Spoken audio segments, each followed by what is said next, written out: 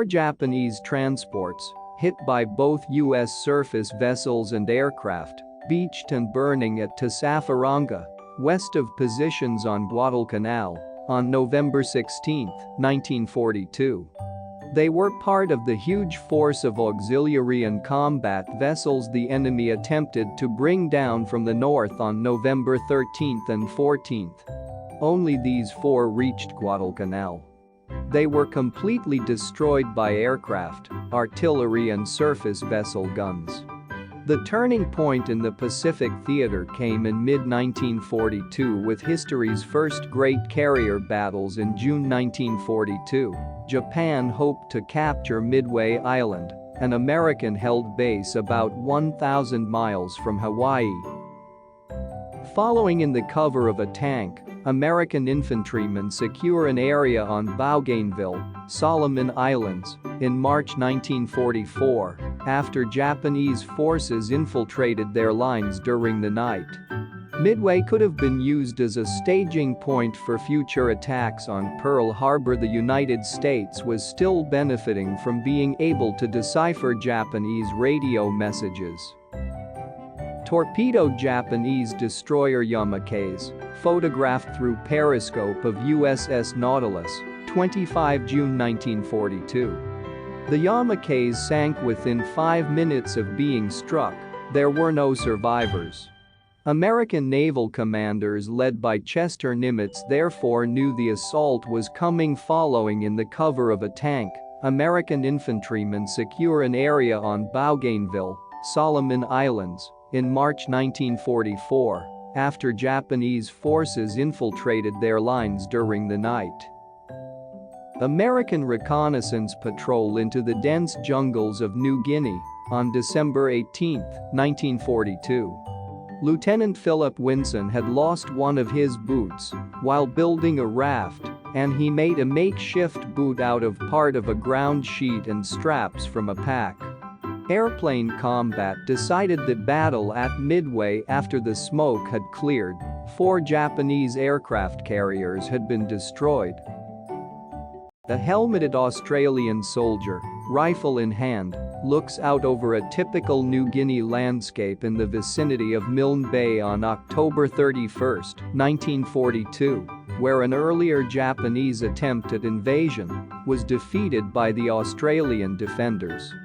The plot to capture Midway collapsed, and Japan lost much of its offensive capability in the process. After the Battle of Midway, the Japanese were forced to fall back and defend their holdings.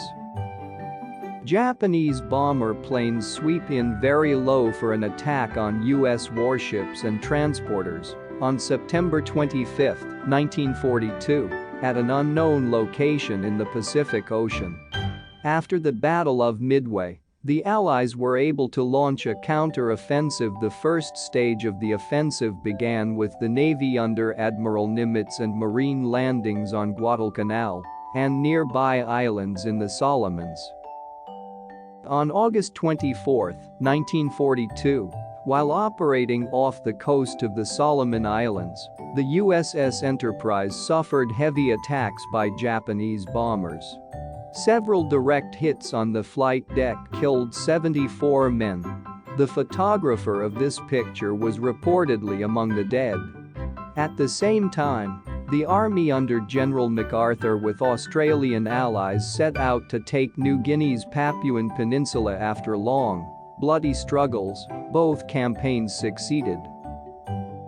A breeches buoy is put into service to transfer from a U.S. destroyer to a cruiser. Survivors of a ship, November 14, 1942, which had been sunk in naval action against the Japanese off the Santa Cruz Islands in the South Pacific on October 26.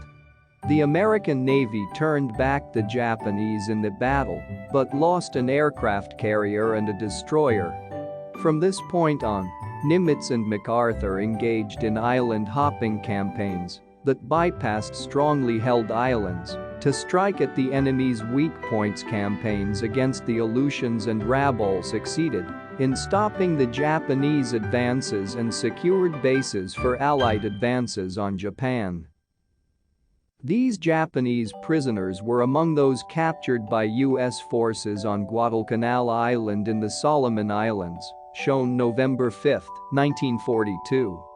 While MacArthur pushed along the New Guinea coast, preparing for his return to the Philippines, Nimitz crossed the Central Pacific via the Gilberts, Marshalls, Marianas, Carolines, and Palos. Once the Marianas were taken, it would be possible to use them as bases from which the new long-range B-29 bombers could strike at the heart of Japan.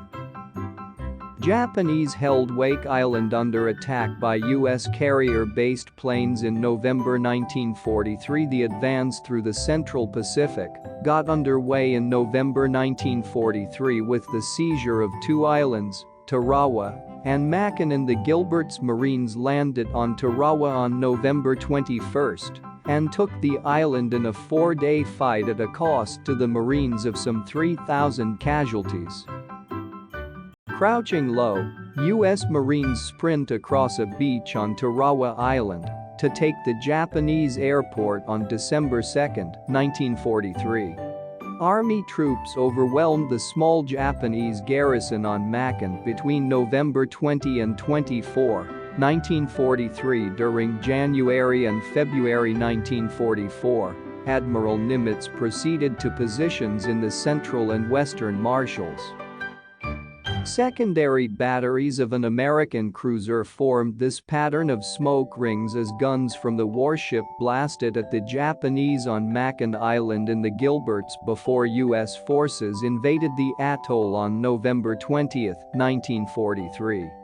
The principal islands taken were Kwajalein, which was invaded by an army force on February 1, and the islands of Roy and Namur, which were invaded by Marines on February 3, and 6 from Kwajalein. A naval task force, moving west 340 miles with a regiment each of Marines and infantry, captured a Japanese air base on Injebi in the Inuitak Atoll on February 17 to 19, 1944. Troops of the 165th Infantry, New York's former Fighting 69th Advance on Butaritari Beach, Makin Atoll, which already was blazing from naval bombardment which proceeded on November 20, 1943.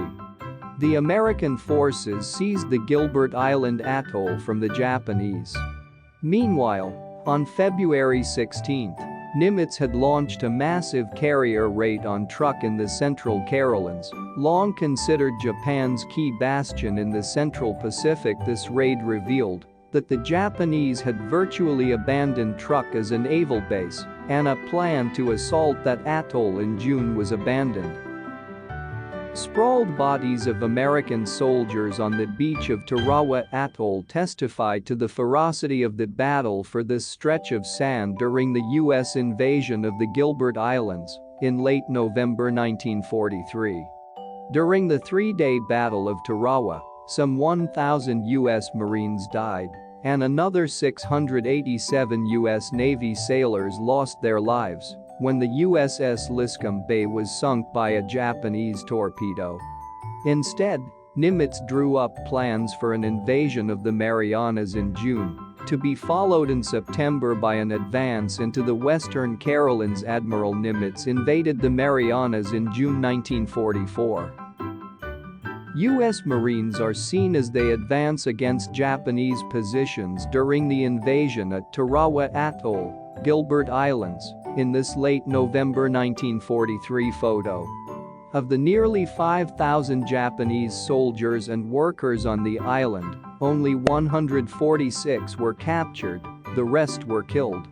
Amphibious assaults were made on Saipan on June 15, on Guam on July 20, and on Tinian on July 23, 1944. All 3 islands were strongly garrisoned by Japanese troops who contested every yard of ground. Infantrymen of Company I await the word to advance in pursuit of retreating Japanese forces on the Vela Lavella Island front in the Solomon Islands on September 13, 1943.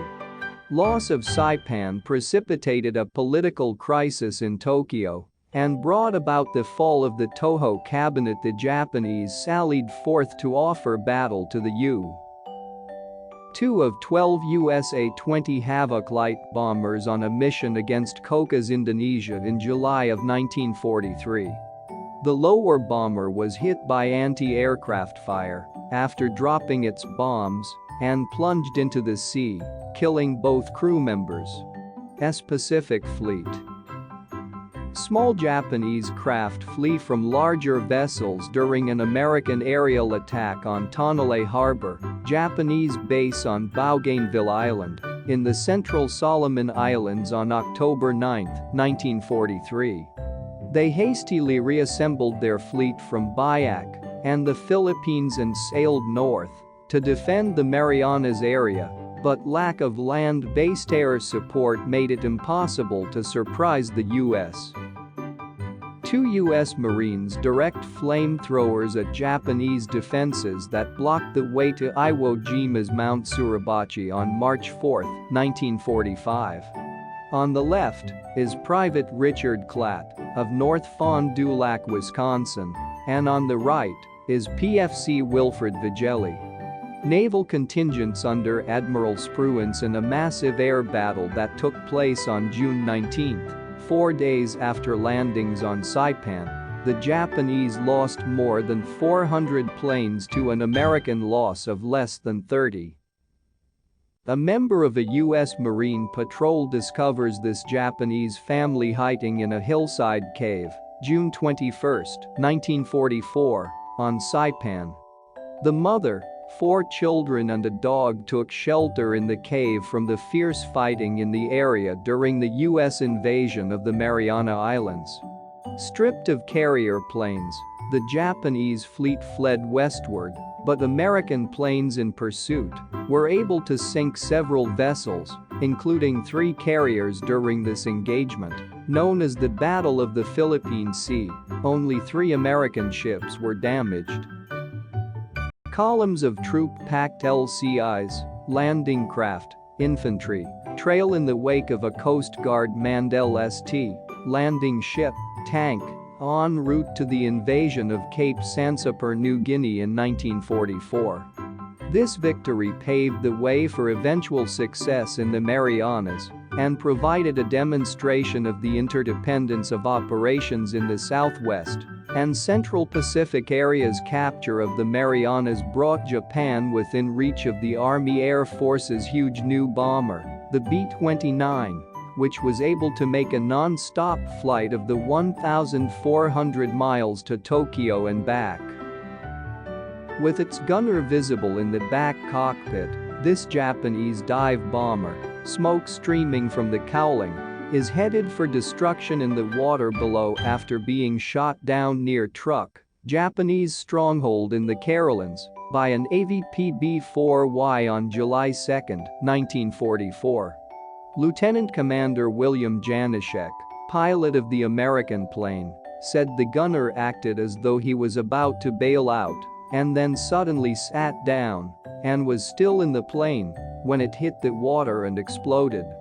Construction of airfields to accommodate B-29s began in the Marianas before the shooting had stopped, and in late November 1944 the strategic bombing of Japan began. The last 2 major campaigns of the Pacific War, Luzon and Okinawa, were still to come.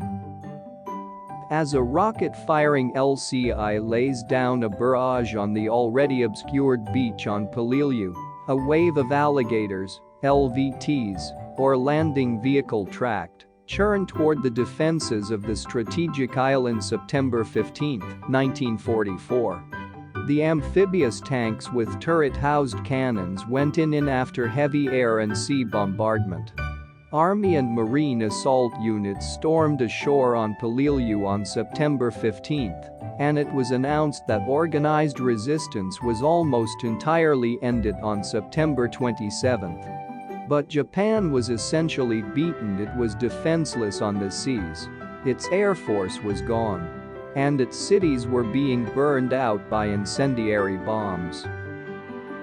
Parafrag bombs fall toward a camouflaged Japanese Mitsubishi Ki-21, Sally, during an attack by the U.S. Army 5th Air Force against Old Namlia Airport on Buru Island, Dutch East Indies, on October 15, 1944.